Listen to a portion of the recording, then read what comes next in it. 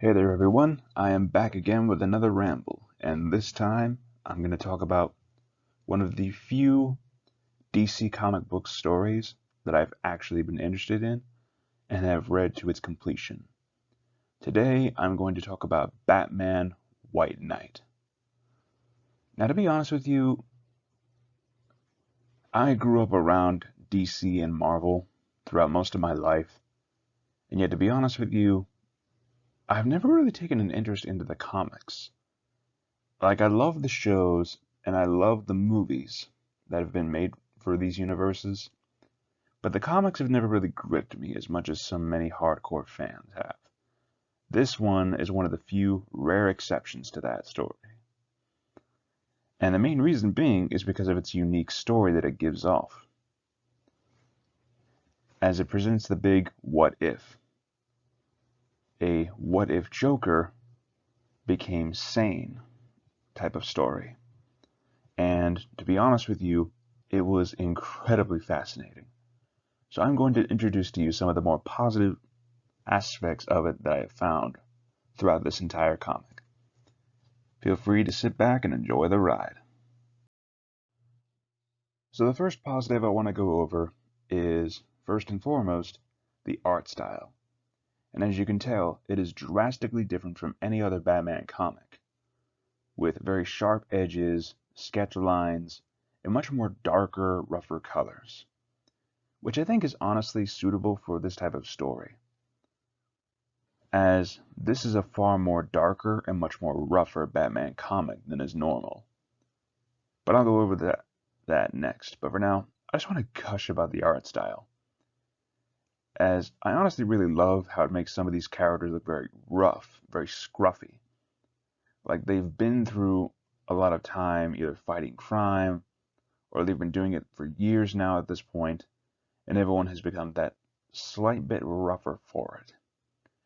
And I love how it splashes between these darker reds or blues or blacks to represent a change in tone, especially when it turns to red, as it symbolizes that it's a more violent scenario, such as you can see here in the far left with a bloody Batman in the left image.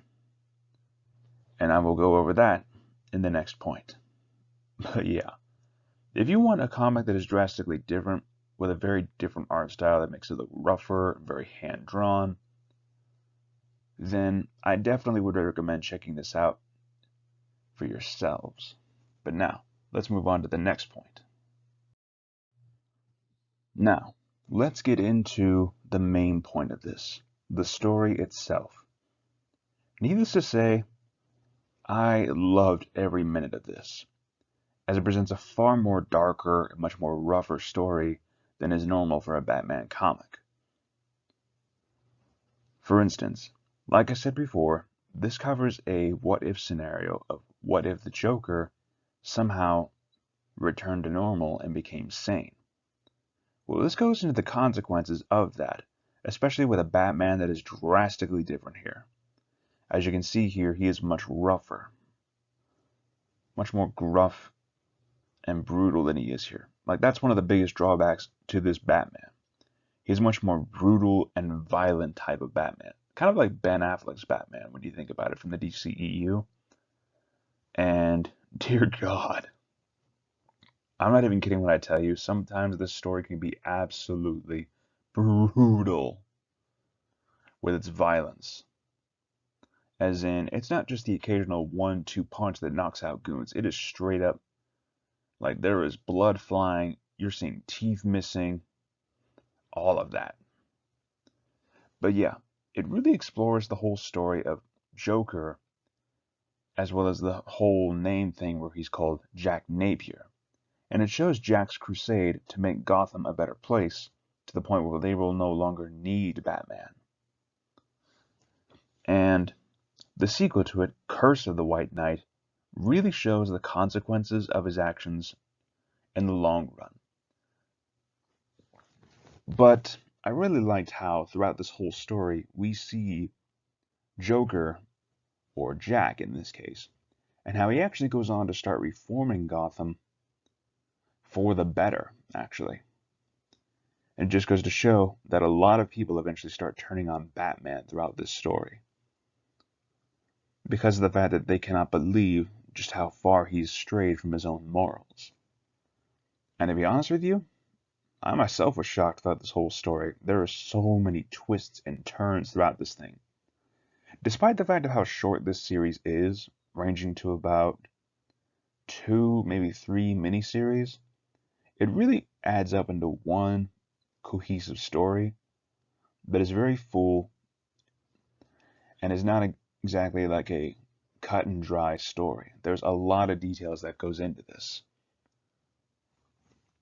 There's a lot of story that is punched into this. Not only Jack's story of how he is trying to reform Gotham, but how he is also trying to discredit Batman through the legal system. And he actually succeeds near the end of White Knight. And to be honest with you, that completely shocked me. And to be honest with you, the story itself, there are a lot of sad moments in here. For example, there are a lot of main characters that end up dying in this series. I will not spoil who, but you will be shocked and saddened, and you might even shed a tear at some of these main characters who end up dying in here. And there are moments where it will pull at your heartstrings, moments where the story will shock you for all of its twists and turns. Like I said, I'm not going to go too far into spoiler territory, but I will say it's definitely worth a read. Now, let us move on to the next and final point. And finally, let's talk about the characters of White Knight. Now, like I've said before, this story is drastically different with a lot of twists and turns. Now, mild spoilers here, so just beware. But now, let's talk about this. So first of all, the relationship between Batman and Joker, as it has been mentioned many times throughout the comics history between these two, there's always been that sort of tension between the two. Well, I'll tell you this much. White Knight takes that tension between the two and turns it up to 11. Because the way it presents Joker in this story is as an alternate personality to Jack Napier. Because while Jack loves Harleen Quinzel, Joker actually loves Batman. And I really like just how more out of control the Joker feels here, and how much he actually brings up that whole tension between the two. In contrast, Batman in this story, oh boy, where do I begin with him? So first of all, like I said, Batman is far more brutal and vicious in this story, to the point where he will actually brutally beat criminals, to the point where they're having like broken bones. Yeah, it's not just a simple 1-2 knockout punch anymore. It is straight up blood flying, a few teeth are gone, maybe even a few broken bones, and a lot of property damage.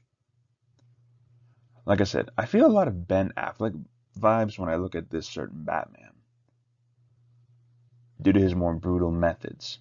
The fact that he drives around the Ben Affleck style Batmobile already gives credit enough to the fact that he's become a far less merciful superhero.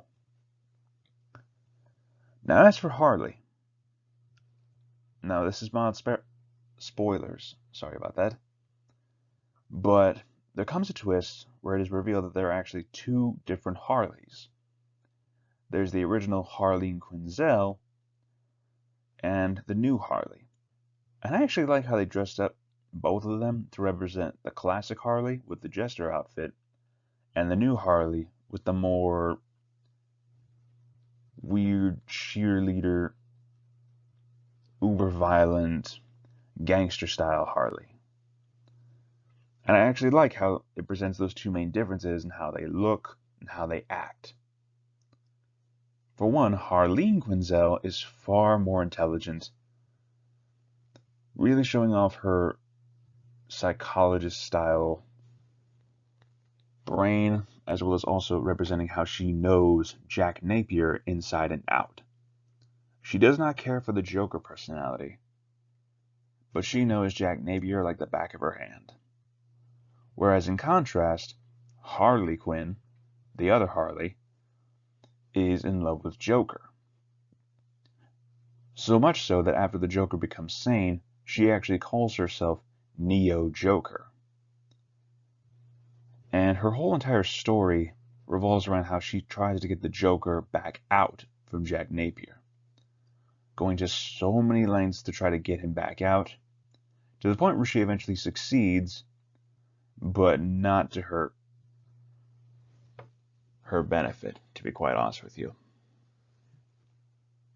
Now, like I said, due to the fact that Batman is a lot gruffer here, a lot more merciless, a lot more brutal, that actually draws a lot of tension between him and his sidekicks, Batgirl and Nightwing here, as they can tell that Bruce is a major change in attitude, which is explained in the comics as to the reason for this. But mostly it shows how they are starting to disconnect themselves from Batman and his actions. Hell, even Jim Gordon, his longest ally, actually has a point where he actually says, "Enough's enough." And while it is hard to read about these three main characters, Batgirl, Nightwing, and Jim Gordon, just practically abandoning Batman, you can kind of understand their reasoning for it when you really look at Batman's actions throughout the story. But frankly, the story is really good on its own, but I feel like the characters are the main drive behind it. They really hook you into the story and keep you wanting to read more, just to see how they'll all interact, how it will go for them, how it will all end. But like I said, there is some major character deaths in here, but I will not spoil who. Now, let's move on to the finals.